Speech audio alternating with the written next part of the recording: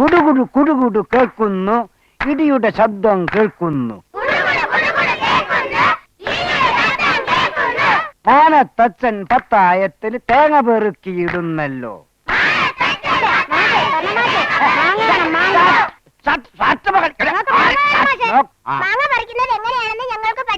എന്നിട്ട് വർഷമാസഗതി എനിക്ക് ഉണ്ടാവാനോ? എന്നെ കിട്ടൂല. മുണ്ടെന്ന് പറയാ, മുണ്ടെന്ന് പറയാനാണെന്ന് ചോദിക്കണേ.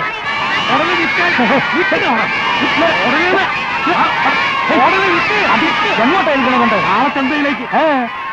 രാവിലെ തുടങ്ങിയ കാളച്ചന്ത കാണണോ? ആടി മാണ്ടി കൊള്ളുന്ന നേരിട്ട് കാണണോ? ചെല്ലു ചെല്ല.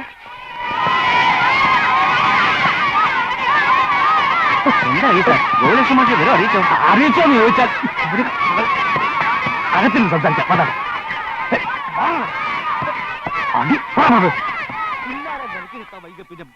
എന്തോന്നും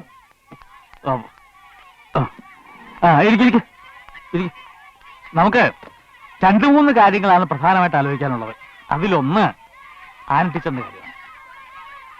4 കൊല്ലം മുമ്പുള്ള കാര്യമായിരിക്കാം, എന്നാലും ഈ ഇരിക്കുന്ന ആന ടീച്ചറുടെ മുഖത്ത് കരിവാരി തേച്ചിട്ട് പോയ ആളാണ് ആ ഗോകുലകൃഷ്ണൻ മാഷ്. അതൊക്കെ ആന ടീച്ചർ അപ്പോഴേ മറന്നു കാണും, അല്ല ടീച്ചറെ? മറന്നിട്ടൊന്നുമില്ല. എന്റെ കാര്യത്തിൽ ഇടപെടാൻ അയാൾക്ക് ആരാ അധികാരം കൊടുത്തത്? എന്റെ ഭർത്താവിന് ഞാൻ ആരാണെന്ന് അറിയാവുന്നതുകൊണ്ടല്ലേ കൂടുതൽ കുഴപ്പങ്ങൾ ഉണ്ടാകാതിരുന്നത്. എന്നാലും കാണിച്ച ചരിത്രമല്ലേ? പക്ഷേ അയാളിവിടെ മാഷായിട്ട് വരുന്നതിൽ എനിക്ക് പ്രശ്നമൊന്നുമില്ല. അത് ടീച്ചറുടെ വലിയ മനസ്സ്. എന്നാൽ എനിക്കത് അങ്ങോട്ട്. അന്ന് അയാൾ 25,000 രൂപ തന്നിട്ടുണ്ടെന്ന് പറഞ്ഞതായിട്ടാണല്ലോ എന്റെ ഓർമ്മ. അല്ലെങ്കിലും ക്ലെയിം ഉള്ള ആളെ വേണ്ട ചേർക്കാൻ.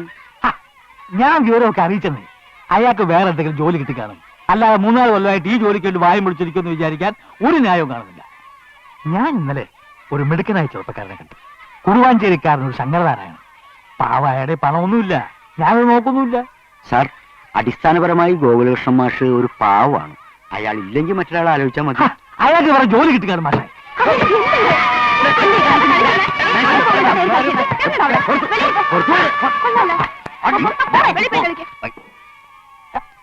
ഈ DPIP വലിയ ചതിയായിപ്പോയി. ഒരെണ്ണം പറഞ്ഞാൽ അനുസരിക്കില്ല. രക്ഷിതാക്കളാണെങ്കിൽ ദിവസേന വന്നോണ്ടിരിക്കുക. അതെന്തിനാ? പിള്ളേരുടെ TC വാങ്ങാൻ. അല്ലാതെന്തിനാ? ഈ പാഠ്യപദ്ധതിയിൽ പലർക്കും വിശ്വാസമില്ല. പിള്ളേര് 10ാം ക്ലാസ് എത്തുമ്പോഴേക്കും 8ഉം പൊട്ടും തിരിയാത്ത പൊട്ടന്മാരായി പോകുന്ന എല്ലാവരുടെയും പേടി. കൊടുക്കരുത്, ഒരൊറ്റ എണ്ണത്തിൽ TC കൊടുക്കരുത്. എന്ന് വെച്ചാൽ TC താടാന്നൊക്കെ പറഞ്ഞ് ചിലർ തല്ലാൻ വരിക.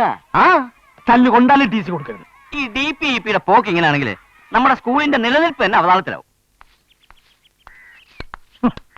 ഈ DPIP മനുഷ്യനെ തുലച്ചിട്ടേ പോകുള്ളൂ തോന്നുന്നു.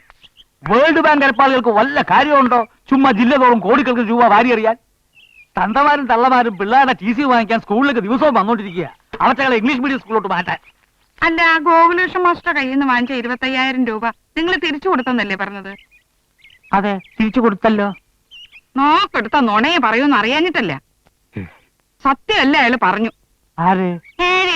5 മിനിറ്റ് മുമ്പാ ഗോകുലകൃഷ്ണൻ മാസ്റ്റർ ഇവിടുന്ന് അങ്ങോട്ട് ഇറങ്ങിപ്പോയത്. അവൻ വന്നോ?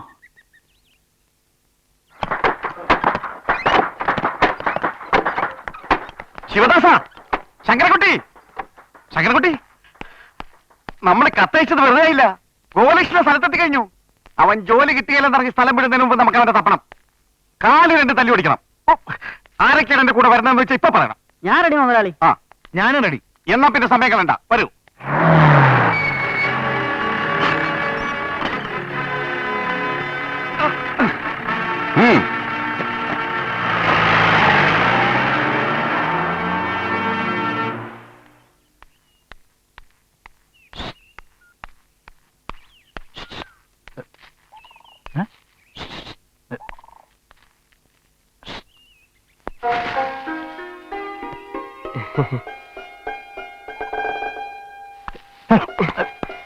ഞാൻ വീട്ടിൽ പോയിരുന്നു.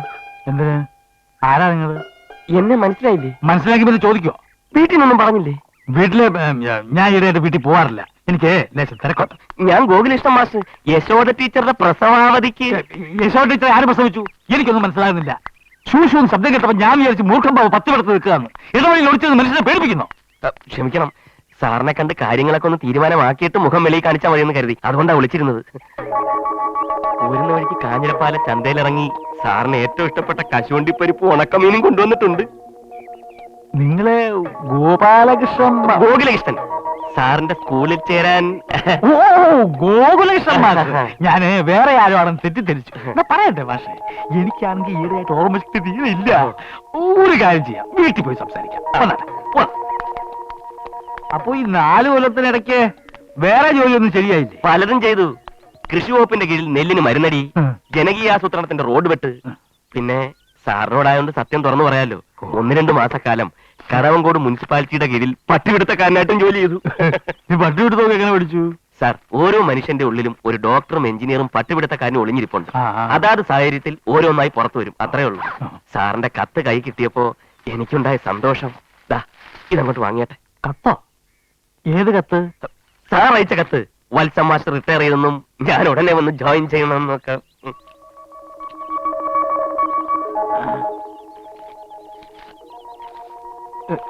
ഇത് ഈ കത്ത് ശരിക്കൊരു മൃതസഞ്ജീവനിയായിട്ട് എനിക്ക് അനുഭവപ്പെട്ടു.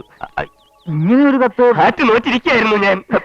പക്ഷെ ഇങ്ങനെ ഒരു കത്ത് അയച്ചെങ്കിലും ഉടനെ മാഷെ അങ്ങനെ ബാക്കി രൂപ അപ്പോയിന്റ് 50,000 കൊണ്ടുവന്നിട്ടുണ്ട്. പണമല്ലല്ലോ കാര്യം. അപ്പൊ അന്ന് 25,000 രൂപ മതിയോ? ഗോപാലകൃഷ്ണൻ മാഷെ, ഗോകുലകൃഷ്ണൻ മാഷ്. അതെന്തുമാവട്ടെ, ഇങ്ങനെ ഒരു കത്തയച്ചതിന് ശേഷമാണ് കാര്യങ്ങളുടെ എല്ലാ വശങ്ങളെ പറ്റിയും കൂലങ്കഷമായി ഞാൻ ആലോചിച്ചത്. ഏത് വശങ്ങൾ? അണ്ടിപ്പരിപ്പ് ഉണക്കമീനും. ഇതൊക്കെ വാങ്ങിച്ചോട്ടെ ആര് പറഞ്ഞു? സാറിന് ഏറ്റവും ഇഷ്ടപ്പെട്ട ഇഷ്ടമാണെന്ന് വിചാരിച്ച് നേരം എടുത്താൽ വൈകുന്നേരം വരെ ഉണക്കമീൻ കടിച്ച് അണ്ടിപ്പരിപ്പ് തിന്നുകൊണ്ടിരിക്കാൻ പറ്റുമോ? തോന്നുമ്പോ എടുത്ത് തിന്നാലോ. മോളെ സ്നേഹിതേ, ചായ ഇപ്പൊ വേണ്ട. വേണ്ടാത്തോണ്ടാ. അച്ഛൻ വിളിച്ചോ? ആ ഇയാളുടെ ഈ പൊതി മേടിച്ച് അകത്തങ്ങനെ കൊണ്ടിട്ട്. ലതക്കുട്ടി ഇപ്പോഴും കൈ പൊടിക്കാൻ പോകുന്നുണ്ടോ? ഇല്ല, നിർത്തി. ഫീസ് കൊടുക്കാൻ എവിടുന്നാ കാശ്? അല്ലേ അച്ഛാ? സത്യമായിട്ട് ഞാൻ കരുതിയത് ലതക്കുട്ടിയുടെ കല്യാണം കഴിഞ്ഞു കാണുമെന്നാ. ഞങ്ങളുടെ നാട്ടിൽ നിന്ന് ഒരു നല്ല ചെറുക്കനെ ഇങ്ങോട്ട് വിടട്ടോ. നീ അകത്ത് പോ. ഇനി അകത്ത് പോവാൻ. എന്തിനാ അവിടെ നേരെ ഒച്ച വെക്കുന്നത്? അവളെ എന്ത് തെറ്റ് ചെയ്തു? വേറെ എന്തെങ്കിലും കാര്യത്തിന് ദേഷ്യം വന്ന ആരുടെയെങ്കിലും മെക്കെട്ട് കയറിക്കോളും. നിന്നെ ഇങ്ങോട്ട് ക്ഷണിച്ചില്ല. മോളെ ക്ഷണിച്ചപ്പോ അമ്മ കൂടെ വന്നതാ. എന്താ പാടില്ലേ? എല്ലാരും കൂടെ ഒന്ന് പാർത്ത് പിടിപ്പിക്കും. അച്ഛന്റെ അകലെ പൊട്ടിക്കുന്നതിന് മുമ്പ് മോളിക്ക് പോരെ. വാ. ഞാൻ വന്ന സമയം ശരിയായില്ല എന്ന് തോന്നുന്നു. ഇല്ല, ഒട്ടും ശരിയായില്ല. ഒന്നാമത്തെ കാര്യം, ഈ സ്കൂൾ ബിൽഡിങ്ങിന് ഒരു വിള്ളലോ ഒരു വലിയ വിള്ളല്. അറ്റകുറ്റപ്പണിയെല്ലാം കഴിഞ്ഞ് എഞ്ചിനീയർ സർട്ടിഫിക്കറ്റ് തന്നാലേ ക്ലാസ്സുകൾ തുടങ്ങാൻ പറ്റൂ. ഞാൻ വെയിറ്റ് ചെയ്യാ. മാഷേ, നിങ്ങളുടെ ജീവൻ അപകടത്തിലാണ്. ആ മാത്തുക്കുട്ടി നിങ്ങളെ കൊല്ലുന്നു പറഞ്ഞ് നടക്കുക. എന്റെ ജീവനേക്കാൾ വലുതാണ് എനിക്ക് ഈ ജോലി. വീട്ടിൽ പറയണം മാഷേ, ഒരു ജോലി പോയാൽ 10 ജോലി വേറെ കിട്ടും. ജീവൻ പോയാ പിന്നെ പോയതാ. എങ്കിൽ ഞാൻ സാറിനോട് മറ്റൊരു രഹസ്യം തുറന്നു പറയാം. ആ. ബസ്സിൽ നിന്ന് ഇറങ്ങിയ ഉടനെ തന്നെ എനിക്കൊരു വധഭീഷണി ഉണ്ടെന്ന് പോലീസ് സ്റ്റേഷനിൽ ഒരു പെറ്റീഷൻ കൊടുത്തിട്ടാ ഞാൻ ഇങ്ങോട്ട് വന്നത്. അതിൽ വലിയ കാര്യമൊന്നുമില്ല. ഞാൻ പറയുന്നത് കേക്ക്. മാഷ് തൽക്കാലം പോ. കെട്ടിടത്തിന്റെ അറ്റകുറ്റപ്പണിയെല്ലാം കഴിഞ്ഞ് ഞാൻ ദാ ഇതുപോലെ കത്തയക്കാം. ജോലി കിട്ടിയെന്ന് നാട്ടുകാരോടും വീട്ടുകാരോടും പറഞ്ഞിട്ടാ ഇങ്ങോട്ട് പോകുന്നത്. ഓ. തന്നെയല്ല, കടവങ്കോട് ഉദയ സ്പോർട്സ് ആൻഡ് ആർട്സ് ക്ലബ് എനിക്കൊരു ഗംഭീര യാത്രയപ്പം തന്നാ വിട്ടത്. അത് എന്നിട്ടിപ്പം മടങ്ങി ചെല്ലാന്നൊക്കെ പറഞ്ഞ എന്ന് പറഞ്ഞാൽ ഇപ്പം എന്താ? ഒരു കാര്യം ചെയ്യാം. ആ. സാറ് പറഞ്ഞതുപോലെ ആ. ഞാൻ ഇപ്പൊ പോവാം. ആ. എന്നിട്ട് വൈകുന്നേരം തിരിച്ചു വരാം. അല്ല,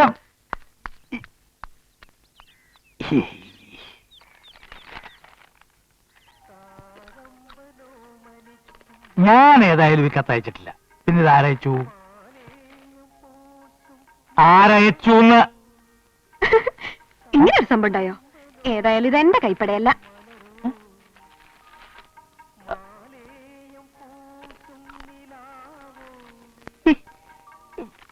എവിടെയോ എന്തോ തകരാറുണ്ട്.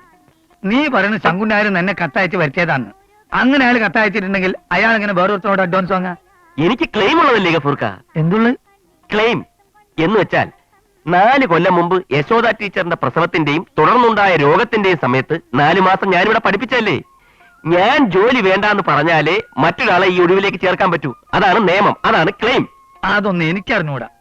കുറുവാഞ്ചേരിക്കാരൻ എന്തോ ഒരു പേര്, എന്തോ ഒരു പേര്, എലിവാണം വിട്ട പോലെ സൈക്കിളിൽ അങ്ങോട്ടും ഇങ്ങോട്ടും ഓടുന്നുണ്ടായിരുന്നു. അഡ്വാൻസ് കൊടുത്ത് വരുന്ന വഴി ഇന്റെ അടുത്ത് വന്ന ഒരു ചായയും കണ്ട കലത്തപ്പം തന്നടാ. അഡ്വാൻസ് കൊടുത്തു എന്ന് അവൻ പറഞ്ഞോ? പരിചയമില്ലാത്ത ആളുകളാവുമ്പോൾ നമ്മൾ ഓരോ വിശേഷങ്ങളൊക്കെ ചോദിക്കുമല്ലോ. അക്കൂട്ടത്തിൽ അഡ്വാൻസ് കൊടുത്ത കാര്യം അയാളിനോട് പറഞ്ഞു. ചുമ്മാ തട്ടി വിട്ടതായിരിക്കും. സ്കൂൾ കെട്ടിടത്തിന് ഒരു വിള്ളലുണ്ട്. അതിന്റെ പണി കഴിഞ്ഞാൽ ഉടനെ എനിക്ക് ചേരാവുന്ന മാനേജറല്ലേ പറഞ്ഞത്. അപ്പോ എങ്ങനെയാ ഗഫൂർക്ക, കുറച്ചു ദിവസം ഇതിന്റെ മേളിലൊന്ന് താമസിക്കാൻ വേറൊരു സ്ഥലം കിട്ടുന്നവരെ? അതിന്റെ മേലെ ചിരട്ടും വിറകും പഴയ സമാവറും ഒക്കെ ആയിട്ട് ആകെ കരി പിടിച്ചെടുക്കല്ലേ. അത് ഞാൻ അന്ന് താമസിക്കുമ്പോഴും അങ്ങനെ തന്നെ ആയിരുന്നല്ലോ. കുഴപ്പമില്ല ഗഫൂർക്ക, ഉറക്കം വരുമ്പോ ഒന്ന് ചാരിയിരിക്കണം, അത്ര തന്നെ. അല്ല അതിപ്പം ആ മാത്തുക്കുട്ടി ഒന്ന് കച്ചറ ഉണ്ടാക്കുമെന്ന് എന്റെ പേടി. അങ്ങനെ ഉണ്ടാവോ? ഏയ് അങ്ങനെ ഉണ്ടാവില്ല. മേലെ പൂട്ടിയിട്ടുണ്ടോ? ഇല്ല, ബൂട്ട് റിപ്പയറിന് കൊടുത്തിട്ട് ഇതുവരെ കിട്ടിയിട്ടില്ല. അന്ന് കൊടുത്തിട്ട് ഇതുവരെ കിട്ടിയില്ലേ? എവിടെ കിട്ടാൻ, അതിനാ കൊല്ലം കാണാനും ദുബായി പോയില്ലേ. ഓ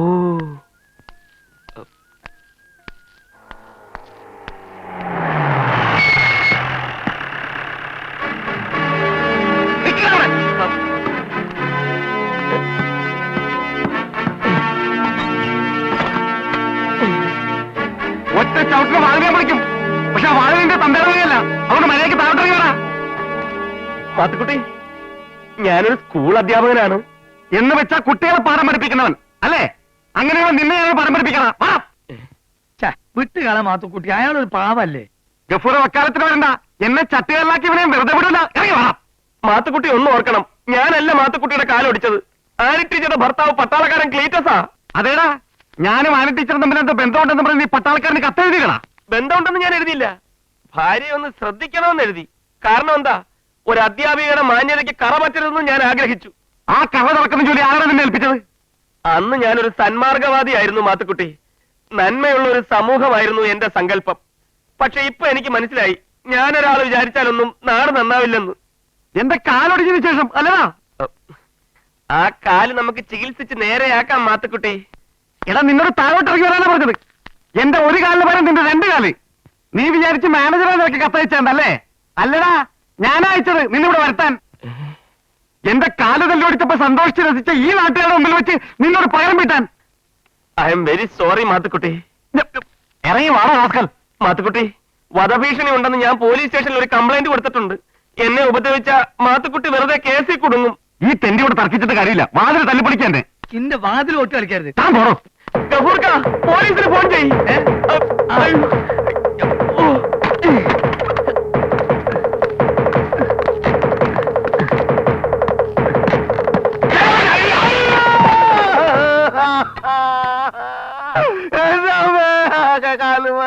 എടുത്തു പൊക്കണ അച്ചായനെ.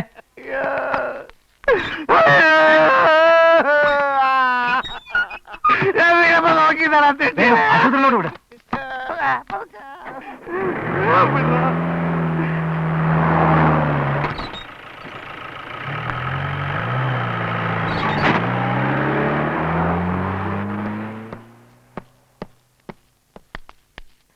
പാവം മാത്തുക്കുട്ടിക്ക് പരിക്ക് ഒരുപാടുണ്ടോ ഗഫൂർക്ക? ഉണ്ടെങ്കിൽ എടോ, പറത്ത് പണി ഇപ്പൊ പണ്ടത്തെ പോലെയല്ല. പാറത്ത് പണി വരുമ്പത്ത് കൂലി.